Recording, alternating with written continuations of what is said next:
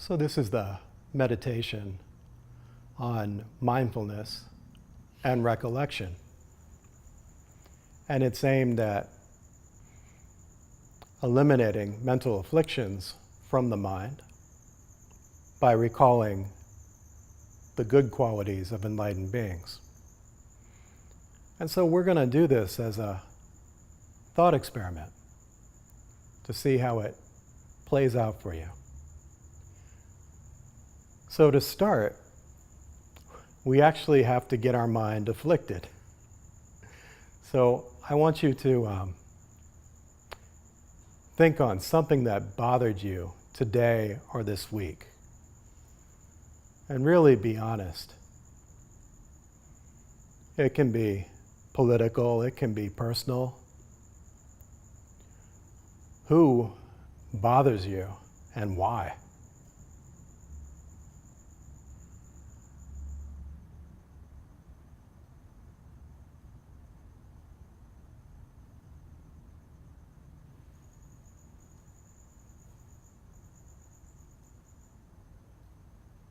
And really dig in.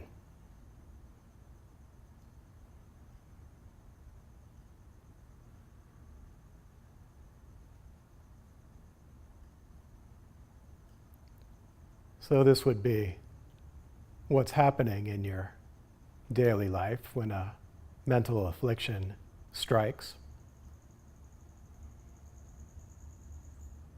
And notice how it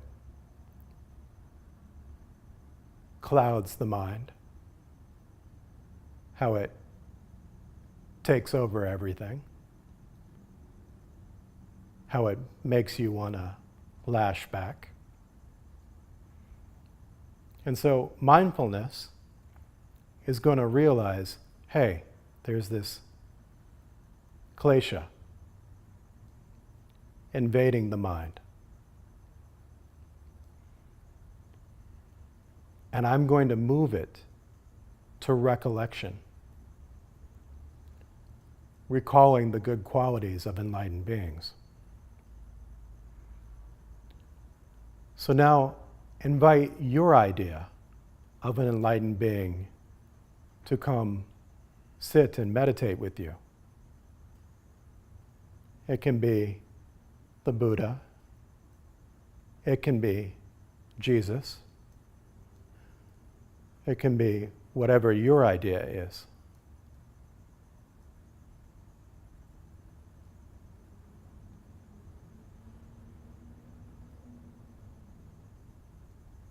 And just think about how they look at the world.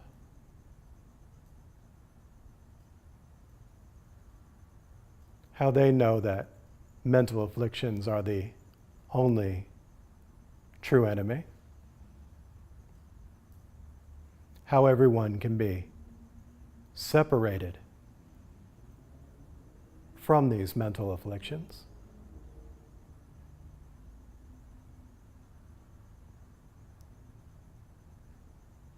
They want everyone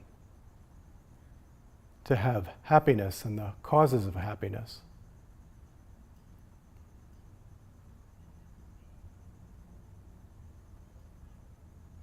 See how they love and respect everyone equally,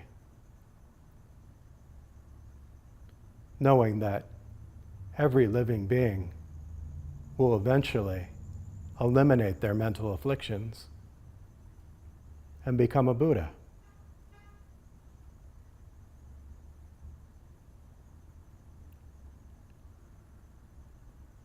See how they just look at the innate purity.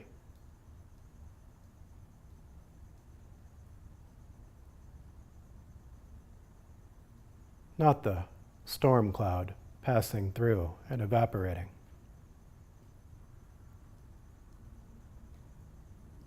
So,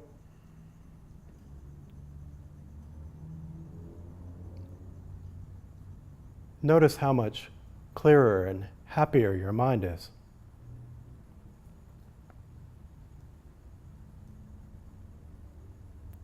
Try to move your mind back to that petty mental affliction.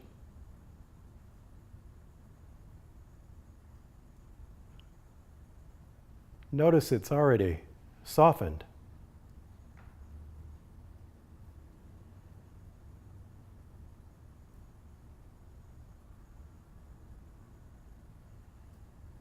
Notice how your mind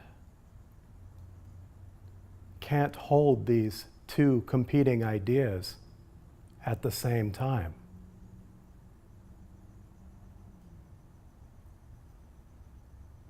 And so, whatever that affliction was, clouding your mind from purity,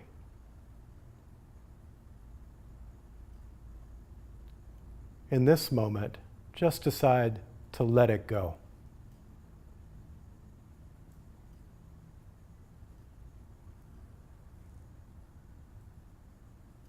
Give it to your image of an enlightened being.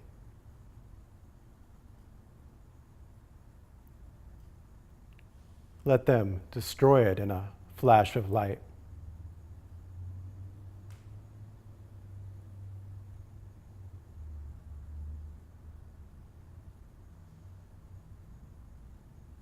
And now go back to just thinking on love and compassion for everyone.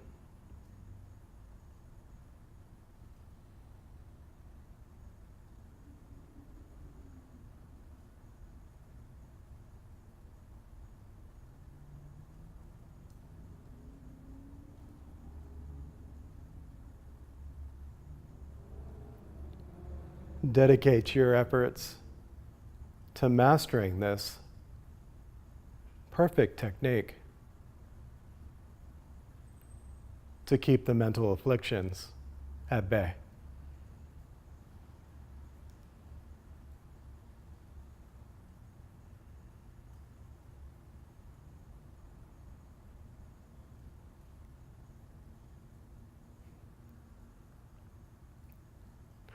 Some of you don't want to return to the room, but we have to. So deepen your breath, wiggle your fingers and toes.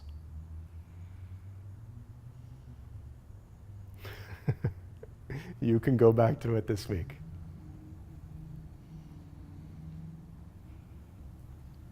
So, did anybody notice that, did you see that you can only hold one idea in your mind at a time? Yeah.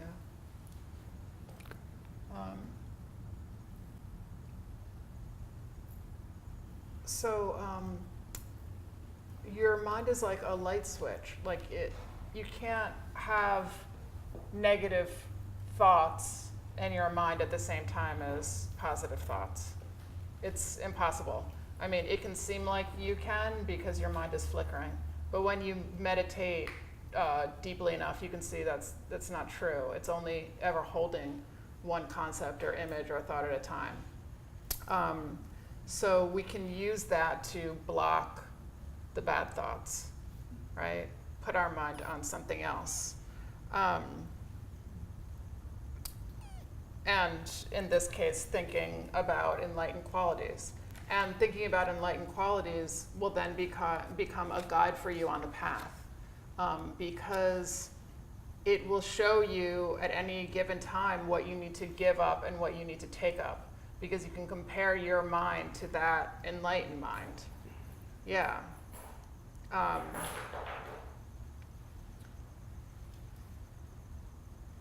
You don't need to figure anything out. You just need to bring up those qualities, and then it will show you, the comparison will show you what you need to do, what you need to give up to be more like that enlightened mind, right? So the original meaning of meditation in Tibetan is to tether your mind to a virtuous object. And the reason that we do that is because our mind then takes on the qualities of that object. So whatever you put your mind on a lot, your mind will take on those qualities. And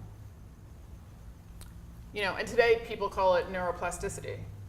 But 2,500 years ago, the Buddha said, whatever a monk keeps pursuing with his thinking and pondering, that becomes the inclination of his awareness. But now, they show it with like all the, science now that your brain changes, right? And, when you think on enlightened qualities, your mind starts taking on those enlightened qualities. And then when we do this in meditation, because it's pretty hard to do it outside of meditation, but you do it in meditation, and then that becomes, you're starting to build up those imprints or those networks, and then you can pull on that outside of meditation. And it just gets stronger and stronger and stronger. So Master Shantideva, he says that to do any level of Buddhist practice, you have to have some sort of wish for what you want to achieve. And this makes sense because we need some other way of being than just our normal, ordinary, messed up, going in the same patterns over and over again self. We need some vision of something else. And we also need a kind of a wish or a goal, because otherwise it's the ordinary ways are just, they're too powerful. You can't break out of them. You have to have a big, big wish, a vision, right? So if you have trouble relating to the wish for enlightenment, or don't really you don't really get that, or it sounds weird to you, it can be the wish for total happiness, the wish for peace, the wish to not be so confused and neurotic and afflicted, right? But have some big wish. So Master Shantideva, he says, what kind of goodness could there ever be other than the wish for total enlightenment that could overwhelm those negative deeds of dreadful and awesome strength? The lords among victors contemplated the question for many millions of years and saw that this alone could be of benefit. It is this wish which allows a limitless mass of sentient kind to attain the highest form of happiness with ease. Those who hope to smash the 1,000 pains of the cycle of life, or to solve the unhappiness of every living being, or bring them to the many thousand forms of happiness, must never give up this very wish for enlightenment. Those who seek to be free of the suffering state of living beings should keep well and firm this precious jewel, the wish for enlightenment. For that single captain of living kind has searched at length with a state of mind beyond all limit and found it to be of great value. All other good deeds are like the plantain tree that gives its fruits and always dies away. The wish for enlightenment, though, is an evergreen that never dies by giving its fruits, but rather ever increases. A person may have committed deeds that are dreadful in the extreme, and yet anyone who relies on this can be freed from all of them in an instant, as though they relied on a warrior to save them from some horrible fear. Why then would those who live with care not choose to rely upon this very wish? It burns with certainty in an instant, even the greatest of bad deeds, as if it were the fire that comes at the end of time. Those verses are so beautiful. And this was a big part of our practice during the 1,000 days of meditation, where we would sit with the greatest meditation texts from the last 2,500 years, the ones that were passed through the centuries. And you would invite Master Shantideva's mind to sit with you and teach you his text in meditation. And you would compare your pitiful mind to his glory and magnificence and other great lineage lamas. And you would see, I got to give this up to be more like that. And that's what they want you to do. Give up these petty mental afflictions and bask in this glory. And this practice tip of just trying to connect with the enlightened mind, that's pretty much our favorite tip through all of 3 retreat. Because you have a beacon that shows you where you have to go. You have an internal teacher stamped on your heart that can lead you. When the enlightened mind meets the small suffering mind, the enlightened mind always wins. Okay? Even the smallest light pierces the darkness. So we're going to close with some of the verses, just to show you how serious Master Shantideva is about this technique of mindfulness and recollection. And I really encourage you to think about his life example. He stepped back and just watched his mind.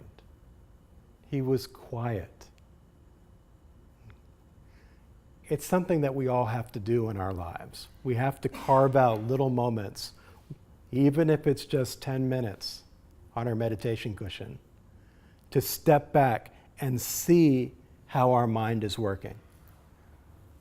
And I'll tell you honestly, when you first start watching your mind, it's a jungle in there. Okay? You're going to feel like you're taking colossal steps back.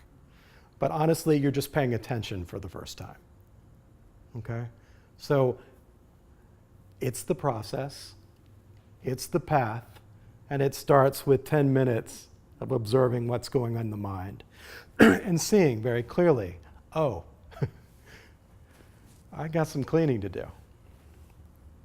But Master Shantideva, he was so quiet and so humble about this that people thought he was mentally deficient. And then he busts out with like one of the greatest texts that the planet has ever seen.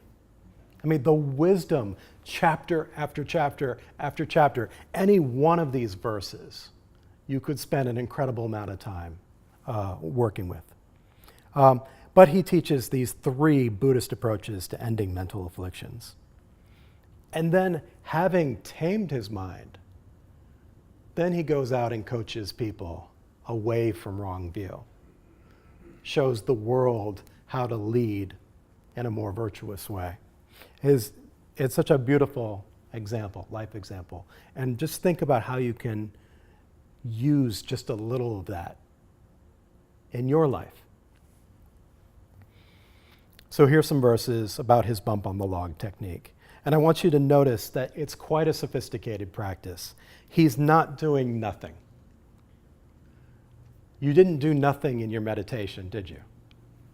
It was active. You had a mental affliction, and you just eclipsed it with light.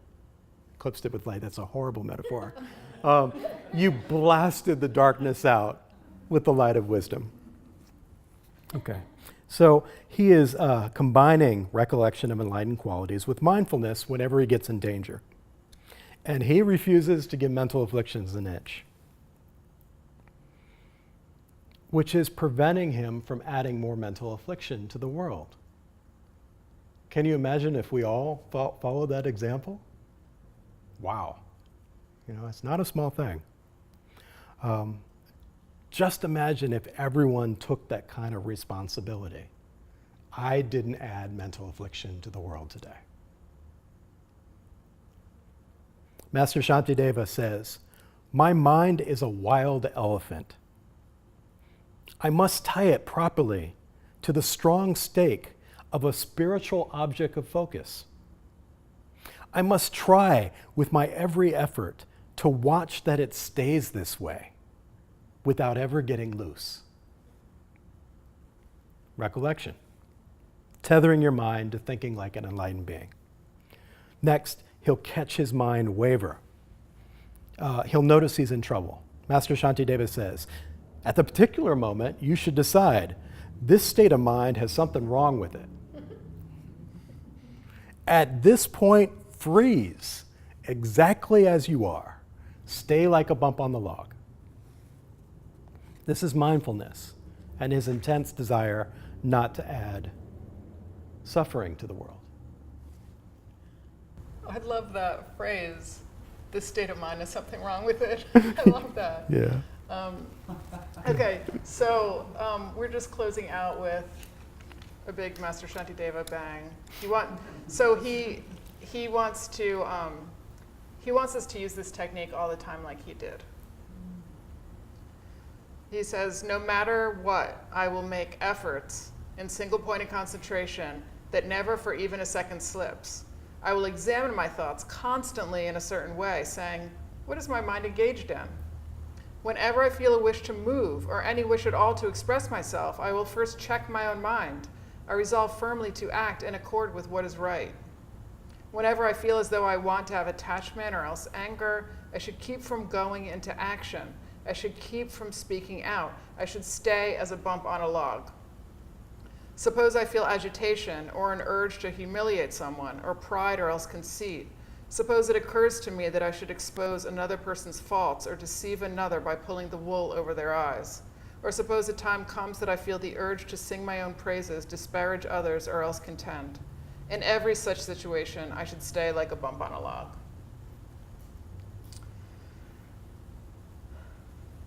So, once you practice this technique and get good at this technique, then you're not adding mental affliction and pain in the world, right? And then you're ready to start doing what we're going to talk about next week, which is acting, like being active and engaging with wisdom. So that's what we're going to talk about next Sunday. Hopefully, next Sunday. Look for an email from us. But we went like 15 minutes over, so I apologize for taking longer of your time. Let's just close with a dedication.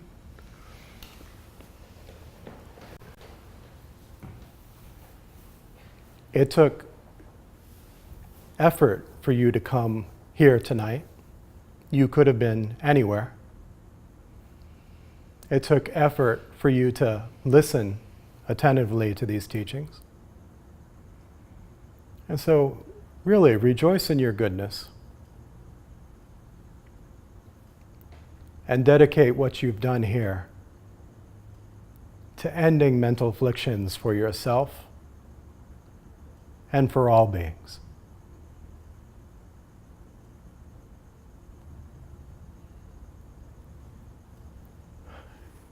Anyone that has to, thank you very much.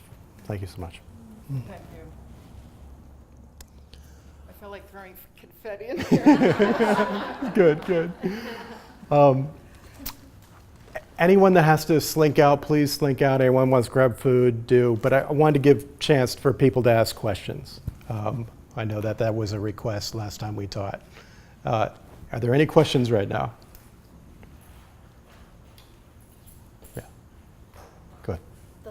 Kristen, the last thing you read, is that, what was that from?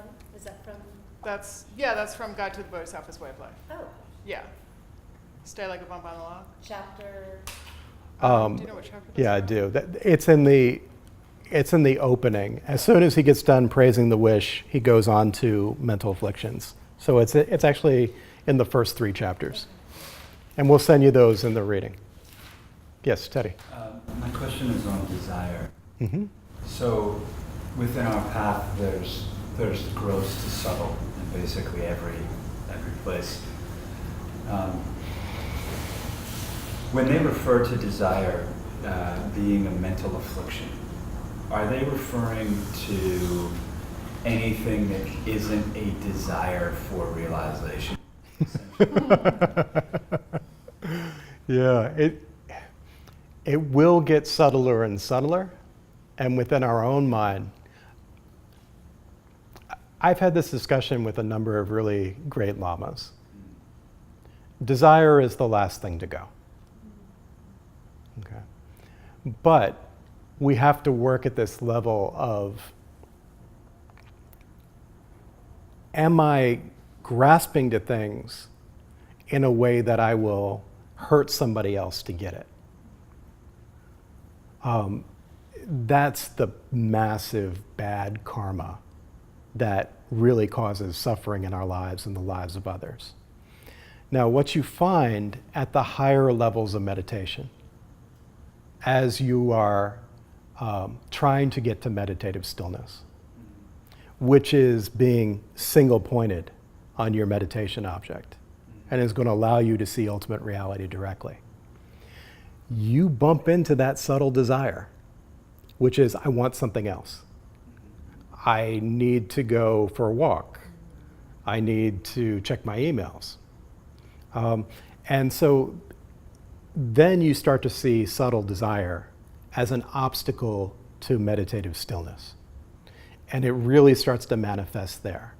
And then you need the highest antidote, which is class 3, coming attraction, which is the emptiness, to the wisdom to realize whatever I get, it's all the same taste.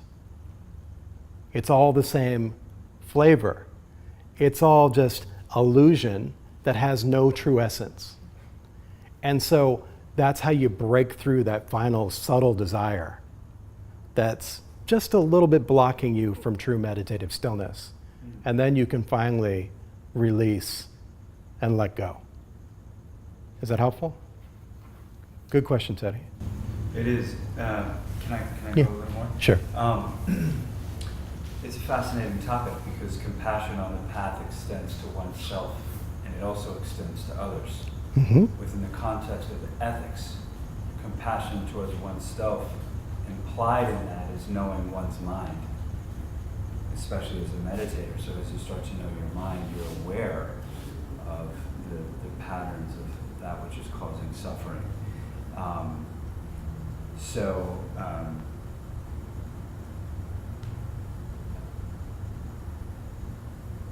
I guess the question is implied in this understanding that desire needs to get ruled out is applying that subtle understanding to your own mind at all times. My question is getting muddled. I hear you. I hear you. You hear what I'm trying to go with that question? Yeah. So Teddy, with all these subtle obstacles, these subtle obscurations, it's only emptiness, the lack of self-existence, that will destroy the subtle ones. And in terms of the grasping between the self and others, the ethics of the self and others, so much of this is addressed in the perfection of morality, where you're making extraordinary efforts to increase virtue in the world, but then you're realizing that that too is an illusion. And it's the illusion, the wisdom, that pacifies and purifies that process. And then it's not ignorant desire, and then it's not an obstacle.